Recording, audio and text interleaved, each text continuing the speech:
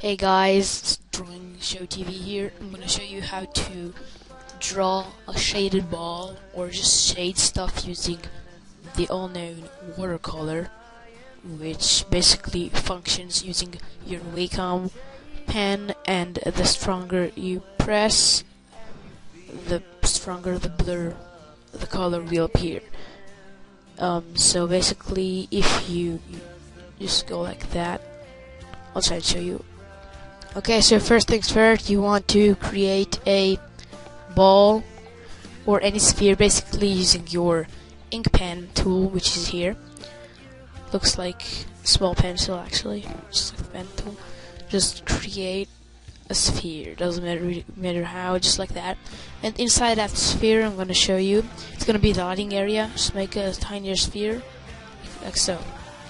Make sure it is noticeable, however, so you won't color a mistake. Then go down a little bit, and there's the water tool. Take the ink pen, or just the normal pen, doesn't really matter, and water the bucket if you want, and color like so. But just make sure that the ball is selected.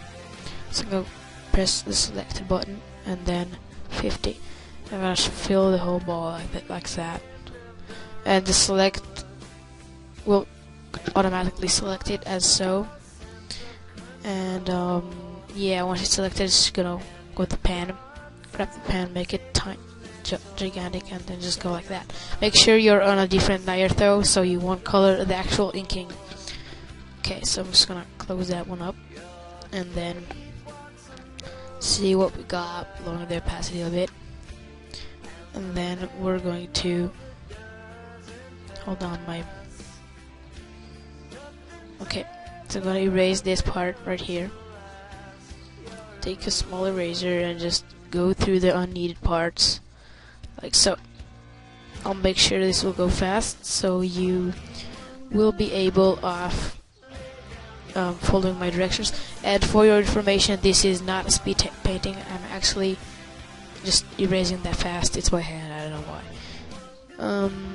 So kind of funny. I don't know. Make sure it's completely overlaying it, but it's not like outside of the ink, so you could have better shades. Also, that the line art will be pretty intense, so you won't just be too constructive about your design or something. I don't know. Now hold on that moment. I'm gonna go like that. Then create a weak. Just a really weak layer, so I could see this part right in here, so I could know where I'm supposed to not completely shade. And then I'm going to take the blur tool, and any mistakes, just gonna blur them a little bit so it won't look as ugly as it did 5 seconds ago. Turn the opacity down. This is what you get, probably just simple. Now take the watercolor, yay, and start going on this pretty weakly, like so. As you can see, I'm pressing pretty tightly, but over time I just let loose, so the color will blend in and allow me to create a shading appearance. That's like so. There's the color I want to see right there. Then in here I'm gonna go weaker, then weaker.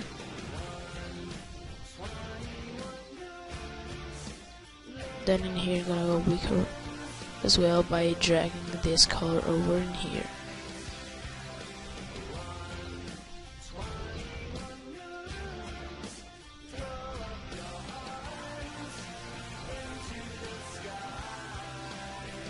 Okay, so you're in this position. You got the really white color, in which is going to help you right now by completely overlapping like so, and you can see that it blends pretty perfectly. Well, not perfectly, but you get the point, like so. Just let it blend a little bit, but not too much. Now grab the blur again. Hang on, just gonna last dots in here. Okay, So after you blurred it enough as you think you did, just, as I said, grab blur and start blurring it completely, like so. I'm gonna go on the large size, maybe 78. I think that's what. Yeah, that's the size I took. And I'm gonna take the water again, and then start functioning using the water and the oil water a little bit, but you don't have to use the oil water. I'm just gonna use it. Take the pen, ink pen, and just make tiny dots in here, like lines, so you could use the water as a guideline to them. Take the marker, for instance, or I'm just gonna take the normal pen, and then make like so. Then by taking the water, I can get a pretty dynamic system here of the colors. And this system will help me by slowly merging and coloring it together, like so, which is pretty nice, as you can all view. Next up, is gonna dot it out like so, so the colors will blend but not completely eradicate each other or eliminate like I just did before, which kind of sucked for me. Stick tiny dots, tiny dots, one step at a time, you know. And okay, so take this giant dot right in here, and then I'm going to just do this, and then use this. Now take the blur, remember size, and just go like that freely. Well, not completely freely, but yeah, you just get the point. And here's the blur in a much better view that I just did. And as you can see, it looks much better. Now just take the eraser, the giant eraser that we had, 120 maybe, and then start just going like that. You don't have to completely erase it, just a little bit, so the whole giant blur thing will be gone. So, just like so. Just a little bit. Not completely, you don't have to be very accurate right now. Just have fun. That's what's important. And just learn using the watercolor. I'm gonna use this technique later when I'm going to draw, and I hope you will enjoy the outcomes of the actual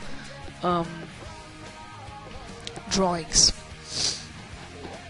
Sorry about my voice, I'm a little bit chilly, cold, I got snooze.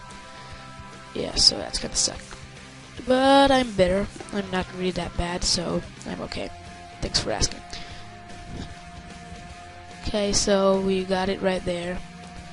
Now I'm gonna take the eraser on 50 and then just make like small erasing point, and then take the blur again, and then another erasing point, just like so, only this one it will be bigger, around 120, just like so. And the blur again. Now take the blur and just do as follows to increase the highlights. Take it on 43. Oh, not exactly 43, but try 43, and then use it just in these points, just not much, just where I erased before, just like so. It also gives it a nice touch, a 3D touch, like the blurs around it, so you can have fun with that too. Here is it. Now I'm gonna blur that one in too, and then you have the well-known eraser. It's gonna make a bigger one and then blur that one too, just like so. And then a final blur over the ball or sphere, I don't know how we call it, and then I'm gonna make a new layer. Make it this color gray around here, doesn't matter with the which side. Make sure it's the last layer. Take the airbrush and put it on 120, and make sure it's on full density, and then just start doing like so, like a small sphere around it, like an ellipse, I don't know, call it whatever you want, and then lower the density a little by, let's say, 33, and then just go in here inside the ball itself, just like so. Remember the blur, take it again, and then erase a little bit in here, just like so, not much, on 50 or 20 by what you think is more correct. I'm gonna go with 20 because it seems, I don't know, better to me. Just gonna make this part a little bit visible, then blur it out completely. What it does is just gives the highlight back because we lost it a moment ago. And there's your final result of the ball, of the speared ball, I don't know. Just gonna take all these three, just gonna move them a little bit to the location I want them all to be. So put this one in here and this one in here. This is how it should look like, the whole spear bottom thing, just like that. And then if you really want, make a new layer, but that's not really necessary. In pen, and then just sign it up.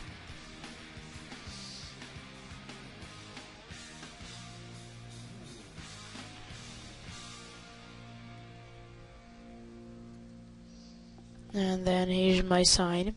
Then you can write something here. Ball shading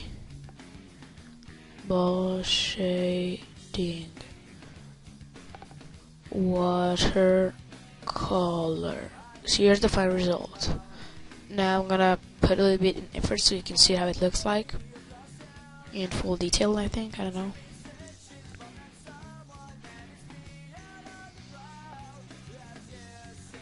Okay, so yeah, not too much, not too little. I think I like the result in here. I had better ones, I guess, but yeah, keep it up, keep it up. That's all I gotta say.